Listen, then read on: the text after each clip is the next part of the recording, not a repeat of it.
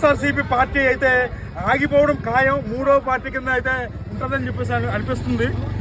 మనం త్వరలోనే వేచి చూద్దాము. రెండో పార్టీ కింద జనసేన మాత్రం ఉండే అవకాశం ఉంది.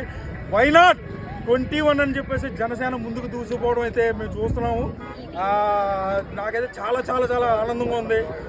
గతంలో పరాజయాలు చూసి ఇవాళ ఎంత సక్సెస్ చూడబోదికి నాకు భోజనం కూడా తినాలనిపించట్లేదు. మేమందరం కూడా చాలా ఆనందంగా గతంలో చేసిన పనులు కానీ మన జన సైనికులది ఈ విజయం మాత్రం ప్రత్యేకంగా జన సైనికులది మాత్రమే.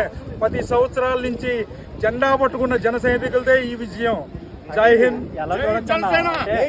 రెండు చోట్ల ఓడిపోయిన వ్యక్తి, అలాగే ఆయన నెగ్గడంతో పాటు 21 సీట్లతో తన పార్టీని నెగ్గించుకుంటూ 2 ఎంపీ సీట్లు, అలాగే ఇక్కడ రాష్ట్రంలో ఎన్డీఏ కూటమిని విజయ దిశగా తీసుకెళ్లిన పవన్ కళ్యాణ్ గారు ఈ ఓవరాల్ ఎలా చూడొచ్చు? ఈ మొత్తం జర్నీని ఎలా చూడొచ్చు కళ్యాణ్ గారు? పవన్ కళ్యాణ్ గారు